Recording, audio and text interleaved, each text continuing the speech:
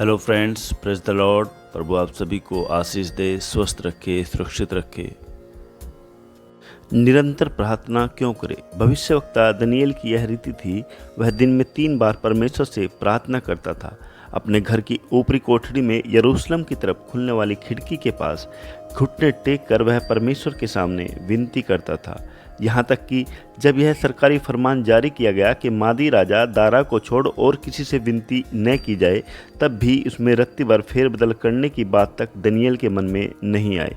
चाहे उसकी ज़िंदगी खतरे में थी या नहीं, प्रार्थना में लीन रहने वाले इस भक्त ने परमेश्वर से लगातार विनती करना कभी न छोड़ा। परमेश्वर की नज़र में दनिएल कैसा इंसान था?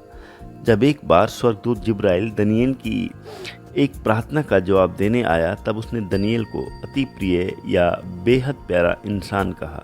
यहेजकेल की भविष्यवाणी में परमेश्वर ने दनिएल को धर्मी कहा। बेशक बरसों बरस दनिएल की प्रार्थनाओं की वजह से उसका परमेश्वर के साथ में ऐसा मजबूत रिश्ता बन चुका था, जिसका लोहा राजा दारा को भी मानना पड़ा। बाइबिल कहती है, निरंतर प्रार्थना में लगे रहो, हर बात में धन्यवाद करो।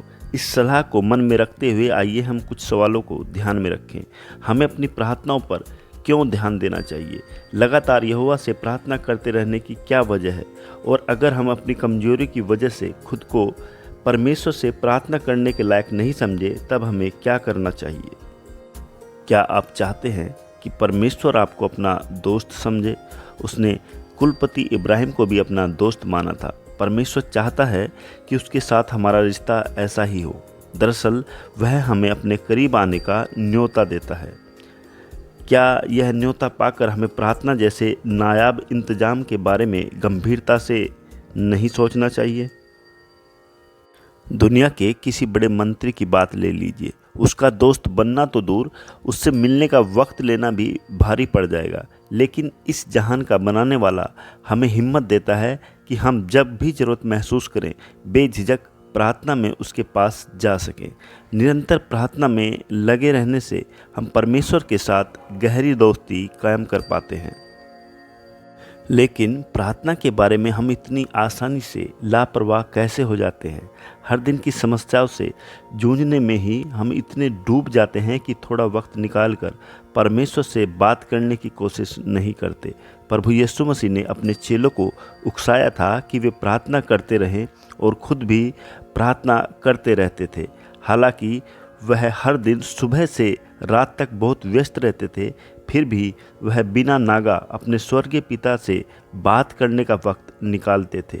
कभी कभी प्रभु यीशु मसीह प्रार्थना करने के लिए भोर को दिन निकलने से पहले उठ जाते थे, और कई बार वह शाम के वक्त एकांत में जाकर परमेश्वर से प्रार्थना करते थे। चाहे जो भी हो, प्रभु यीशु ने हमेशा प्रार्थना के लिए वक्त निकाला और हमें भी ऐसे ही निकालना चाहिए।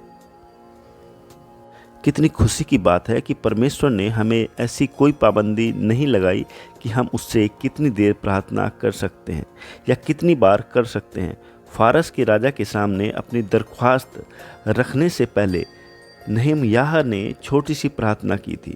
प्रभु यीशु ने भी लाजर को जिंदा करने की शक्ति देने के लिए परमेश्वर से एक छोटी सी विनती की थी। दूसरी तरफ हन्ना ने अपने दिल की हालत बताने के लिए यहोवा से बहुत देर तक प्रार्थना की थी। हमारी निजी प्रार्थनाएं भी ज़रूरत या हालात के मुताबिक छोटी या बड़ी हो सकती हैं। दिल से की गई सच्ची प्रार्थनाएं हमारे विश्वास को मजबूत करती हैं। काफ़ी बूढ़ा होने के बाद भी जब कुलपति इब्राहिम के कोई औलाद नहीं हुई, तब उसने परमेश्वर के सामने अपनी चिंता जाहिर की। जवाब में सबसे पहले परमेश्वर ने उससे कहा कि अगर वह गिन सकता है तो आसमान के तारों को गिने। उसके बाद परमेश्वर ने इब्राहिम को यकीन दिलाया, तेरा वंश ऐसा ही होगा। इसका नतीजा क्या हुआ? इब्राहिम ने परमेश्वर पर विश्वास किया और परमेश्वर ने इस बात को उसके लेखे में धर्म गिना। हम भी अगर प्रार्थना में परमेश्वर को अपनी चिंताएं खुलकर बताएं, बाइबिल से भरोसा दिलाने वाले उनके वचनों से दिलासा पाएं और उसका कहना मानें, तो वह हमारे विश्वास को और भी मजबूत करेगा।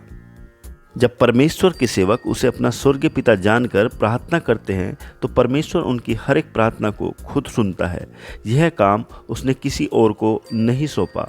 वह हमसे कहता है कि हम अपनी सारी चिंताएं उसी पर डाल दें, क्योंकि उसको हमारा ध्यान है। दोस्तों, अगर आपको यह वीडियो पसंद आया तो वीडियो को लाइक कीजिए और चैनल को सब्सक्राइब करना मत भूलिएगा। प्रभु आपको स्वस्थ रखे, सुरक्षित रखे और आनंदित रखे। God bless you all.